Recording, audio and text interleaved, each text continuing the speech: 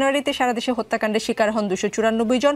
এ সময় 171টি চুরি, 71 ডাকাতি, 105 অপহরণ এবং নারী ও শিশু নিপীড়নের ঘটনা ঘটে 1440টি। গত বছর একই সময়ে হত্যার শিকার হন 231 জন, ডাকাতি 29, চুরি 141, অপহরণ 43 এবং নারী ও শিশু নিপীড়নের ঘটনা ঘটে 1043টি।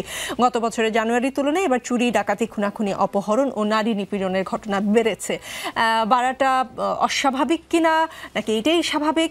আর অভ্যুত্থানের সামনের সারির অংশীজন তথা বৈষম্য বিরোধী ছাত্র আন্দোলন কি জনসম্পৃক্ত সংকটগুলোকে কম গুরুত্ব দিচ্ছে, কেননা তাদের নিজস্ব একটা ছাত্র সংগঠন হচ্ছে, বা এই দল থেকে বৈষম্য বিরোধী ছাত্র আন্দোলনের প্ল্যাটফর্ম থেকে অন্য একটি রাজনৈতিক দলে গিয়ে মুখপাত্র হবার ব্যস্ততাও আছে?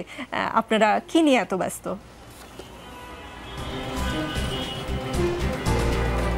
আচ্ছা, আপনি মনে হয় দুটা প্রশ্ন করেছেন, একটা হচ্ছে আইন শৃঙ্খলা পরিস্থিতি আর একটা হচ্ছে বৈষম্য বিরোধী পজিশন।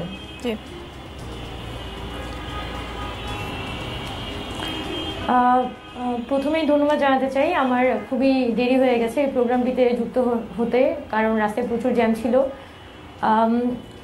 গত কয়েকদিন ধরেই কিন্তু আমরা দেখছি যে দেশের ধর্ষণের হার বা বলি বাংলাদেশের আইন শৃঙ্খলা পরিস্থিতি সবকিছুই কিন্তু এক ধরনের অবনতির দিকেই গেছে। তবে এই যে পরিসংখ্যানটি আপনি দেখাচ্ছেন সেটিকে আমি লক্ষণ মনে করি। যেহেতু বাংলাদেশে যে বর্তমান আইনশৃঙ্খলা বাহিনী আছে এবং সেটা কিন্তু শেখ হাসিনার গত 15 বছরের শাসন আমলেই কিন্তু তৈরিকৃত। এখন সরকারের পক্ষ থেকে কিন্তু বারবার গণঅভ্যুত্থান পরবর্তী সময়ে বলা হচ্ছিল যে এখানে প্রশাসনকে নিয়ন্ত্রণ করা যাচ্ছে না, পুলিশকে নিয়ন্ত্রণ করা যাচ্ছে না, প্রশাসন, পুলিশ এই সব কিছু আসলে শেখ হাসিনার যে আগের ফ্রেমওয়ার্ক সেই একই ফ্রেমওয়ার্কে ফাংশন করতে যাচ্ছে। যেহেতু সরকার সেটাতে সাহায্য করছিল না, সেই কারণে এই ফ্রেমওয়ার্কটাও সরকারের প্রতি যথেষ্ট পরিমাণে সাহায্য বা সহযোগিতামূলক আচরণ করেনি, যেটার এখনো পর্যন্ত কিন্তু সেটার ধারাবাহিকতাই আমরা প্রতিটা ক্ষেত্রে দেখছি। ধরেন আমি আজকে একটা কেস এরকম ডিল করলাম, সেটা আমি আপনাকে বলতে পারি। ধরেন দিনাজপুরে এরকম একটা ঘটনা যে একটা ছাত্রকে কোপানো হয়েছে এবং তার ফ্যামিলি মামলা করতে চাচ্ছে এই কোপানোর ঘটনাকে কেন্দ্র করে, কিন্তু কোনোভাবেই মামলা দিতে পারছে না। এবং যতবারই থানায় গিয়েছে, থানায় ওসি যেটা বললো যে এখানে সে চাচ্ছে যে যারা কুপিয়েছে তাদের সাথে একটা সমঝোতা করিয়ে দিতে, যেহেতু ওসির সাথে যারা কুপিয়েছে তাদের একটা বোঝাপড়া হয়ে গেছে। তো এই ধরনের ঘটনা অহরহ এবং বারবার আমাদের কানে আসতে থাকে এবং ছেলেটা আমি রিকোয়েস্ট করছিল, আপু আপনি যেহেতু আছেন আপনি অন্তত দেখেন মামলাটা যাতে নেয়, কারণ আমি টাকার বিনিময়ে তো আমার ভাইয়ের হাত চলে যেতে নিছিল, আমি কিভাবে করে আমার টাকার বিনিময়ে আমার ভাইকে স্যাক্রিফাইস করতে পারি, আমিও চাচ্ছি এটার একটা আইনি সুরাহা। তো এরকম যখন একটা আইন শৃঙ্খলা পরিস্থিতি হয় যেখানে পুরো একটা আইন শৃঙ্খলা বাহিনী জনগণকে সার্ভ করার পরিবর্তে কিভাবে করে একটা প্রশ্ন আমি করতে চাই, উমামা সরি আপনাকে একটু থামাচ্ছি, একটা প্রশ্ন আমি করতে চাই। তার মানে আপনারা বৈষম্য বিরোধী ছাত্র আন্দোলন, আপনি নিশ্চয়ই জানেন আজকে বিভিন্ন জায়গায় কলেজ বিশ্ববিদ্যালয়ের শিক্ষার্থীরা দেশের সার্বিক আইন শৃঙ্খলা পরিস্থিতি যে সন্তোষজনক না এবং তারা এমনকি তারা স্বরাষ্ট্র উপদেষ্টার পদত্যাগও দাবি করেছেন। ইডেন কলেজের শিক্ষার্থীরা বলেছেন যে আইন শৃঙ্খলা পরিস্থিতি আগেই ভালো ছিল, তারা এটা বলেও ফেলেছেন। তার মানে যখন সাধারণ শিক্ষার্থীরা পথে প্রতিবাদ করছে, আপনারা তাদের পাশে সেই প্রতিবাদে না থেকে আপনারা 1-to-1 প্রবলেম সলভ করছেন না। বিষয়টা এত ইজিলি দেখার আসলে সুযোগ নাই। আপনি আর মনে হইতে পারে যেখানে 1-to-1 প্রবলেম সলভ হচ্ছে। এটা তো আমি একটা উদাহরণ দিলাম যে বাংলাদেশের আইন শৃঙ্খলা পরিস্থিতি বর্তমানে কি অবস্থা। এখন ওই ছেলেটাকে যেহেতু আমার ইমিডিয়েটলি একটা সলিউশন দিতে হচ্ছে, সেই জায়গা থেকে আমি তাকে একটা হেল্প করার একটা প্রতিশ্রুতি দিই। বাট আদার দেন দ্যাট আপনি যদি দেশের হাজার হাজার কেস দেখেন, এগুলো তো একটা ওভারঅল আইন শৃঙ্খলা পরিস্থিতি বা একটা সিস্টেমের অংশ। এখন সিস্টেমটাকে চেঞ্জ না করলে তো এই ধরনের ঘটনা অনবরত ঘটতে থাকবে। এখন ছাত্ররা যে আজকে মাঠে নেমেছে, আমরা বৈষম্যবিরোধী ছাত্র আন্দোলন, আমি নিজেও কিন্তু গত কয়েকদিন ধরে এগুলো নিয়ে কথা বলে যাচ্ছি যে কিভাবে ধর্ষণের হার বাড়ছে। আমাদের ঢাকা বিশ্ববিদ্যালয়ে কিন্তু এগুলো নিয়ে প্রোগ্রাম হয়েছে এবং রিসেন্টলি যেটা কুয়েটে যখন মারামারি হয়েছিল তখনও কিন্তু আমরা সেটা নিয়ে প্রতিবাদ করেছি এবং পরবর্তীতে হচ্ছে সিলেটের এমসি কলেজে ঘটনাটাকে প্রতিবাদ করেছি। জাতীয় নাগরিক কমিটির যারা আছে তারা কিন্তু এগুলো নিয়ে কথা বলেছে। বৈষম্যবিরোধী ছাত্র আন্দোলনে আমরা যারা অংশীদার আছি আমরা এই বিষয়গুলো নিয়ে কথা বলে যাচ্ছি।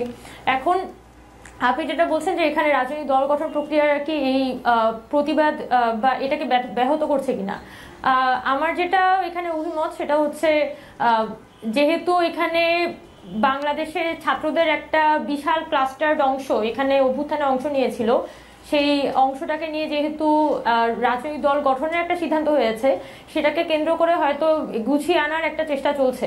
এই গুছিয়ে আনার চেষ্টাকে আমি কোনোভাবে খারাপভাবে দেখি না, কারণ বাংলাদেশের বর্তমান যে আইন শৃঙ্খলা পরিস্থিতি আমরা দেখছি সেটা অতি এই সময় এসে খারাপ হয়েছে বিষয়টা আমার কাছে এরকম মনে হয়নি। গত 6 মাস ধরে আমরা এই একই পরিস্থিতি মোকাবেলা করে যাচ্ছি, বরং আমাদের সবার যেটা দরকার একটু সুসংহত হয়ে সামনে আসা। আর বিশেষ করে এখানে আমাদের বলতে হবে যে আমাদের স্বরাষ্ট্র উপদেষ্টা যিনি বা স্বরাষ্ট্র মন্ত্রণালয়ের কথা আমরা বারবার বলছি, যেভাবে করে তাদের আসলে এখানে বিচার করার কথা, যেভাবে করে তাদের আসলে দেশে আইন শৃঙ্খলা পরিস্থিতি নিয়ে কথা বলার কথা, বারবার জনগণকে আপডেট করার কথা, সেটা কিন্তু সরকারের পক্ষ থেকে করা হচ্ছে না। সেটা ভুক্তভোগী কিন্তু আমরা সবাই। এখন ছাত্ররা কিন্তু তাদের জায়গা থেকে এই দাবিগুলো নিয়ে এসেছে, এবং যারা দাবিগুলো নিয়ে এসেছে তাদের মধ্যে আমাদের বৈষম্যবিরোধী ছাত্র আন্দোলনের বিভিন্ন সমন্বয়করা উপস্থিত আছেন।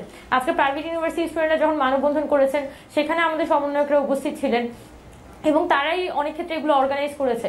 তো এটাকে বিচ্ছিন্নভাবে দেখার আসলে বিচ্ছিন্নভাবে দেখার সুযোগ নেই। জি জি জি উমামা ফাতেমা, জি উত্তর পরিষ্কার। জি উত্তর পরিষ্কার।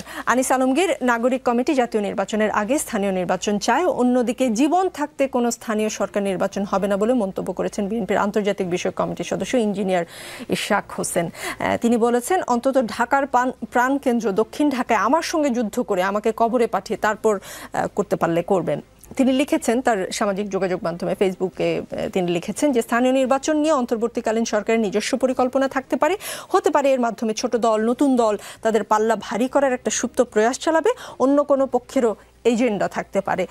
সামনের দিনগুলোতে এই যে বিরোধ জাতীয় নাগরিক কমিটি কিংবা জামাতি ইসলামীও আগে চায় স্থানীয় সরকার নির্বাচন, এই বিরোধ কবর পর্যন্ত যাবে কিনা? যেতে পারে, কারণ ইশাক যে বক্তব্য রাখলো তার মধ্যে কিন্তু কিছু সত্যতা আছে।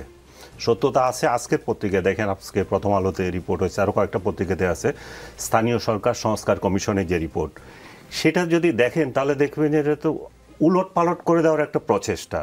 আগে ইউনিয়ন পরিষদ, তারপরে পৌরসভাগুলো, সিটি কর্পোরেশন, উপজেলা, এখানে ভোট হতো প্রত্যক্ষ ভোটে, আপনি নির্বাচন করবেন আপনার নির্বাচিত প্রতিনিধিকে।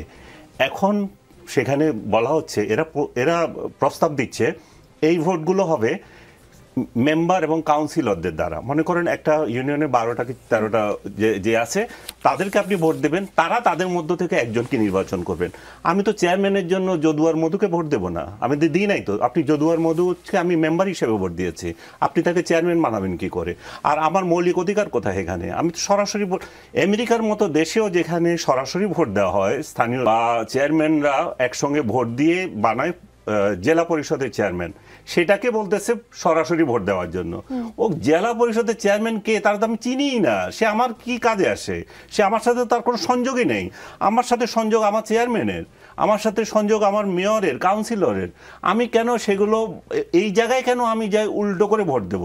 তাতে করে ইশাক যেটা বলছে যে এই যে একটা পরিকল্পনা হয়তো এই সরকারে থাকতে পারে যে এটাতে কি হবে। মনে করেন এটা এই স্টাইলটা আপনি যদি খেয়াল করে রাখেন, আওয়ামী লীগ যে ইলেকশন করেছিল, যে ভোটারবিহীন ইলেকশন, সেখানে যে স্থানীয় সরকার নির্বাচন করেছিল তার আগে কিন্তু তারা এরকমই একটা করেছিল। সেটা কিরকম? বিএনপি ইলেকশনে নাই, জামাত বা আদার্সও নাই, এবং দলীয় প্রতীকী নির্বাচন হচ্ছে, তারা তাদের একজন প্রার্থী নির্বাচন করবেন আগে, সেটা কাউন্সিলররা ভোট দেয়। আমার নিজের প্রত্যক্ষ অভিজ্ঞতা থেকে আমি বলছি, দলীয় কাউন্সিলররা ভোট দিয়ে একজনকে বানাচ্ছে। এই কাউন্সিলরগুলোকে আপনার এটা দলীয় পর্যায়ে আছে, যারা কাউন্সিলর হবে, দ্যাটস গণতান্ত্রিক পদ্ধতি, যে কিনতে পারবে। মনে করেন আপনার এই 30 জন কাউন্সিলর, এই 30 জনকে যে কিনতে পারবে এবং এমপি সাহেব যাকে বলে দেবে তাকে ভোট দিচ্ছে। এখন সেই প্রক্রিয়াটা কিভাবে হবে? এখানে যে কিংস পার্টি বানানোর যে পরিকল্পনা যদি সরকারের থেকে থাকে, তাহলে তারা বলে দেবে, প্রশাসনকে বলে দেবে আমরা অমুককে চয়েস করছি। কিংবা জামাত যদি চিন্তা করে যে আমরা 14 জনের মধ্যে আমাদের একজন হলে এটা হয়, বাকিদেরকে আমরা কিনে বলবো যে ওকে বানিয়ে দাও, এই প্রক্রিয়াটা হতে পারে। এবং সেটা ভীষণভাবে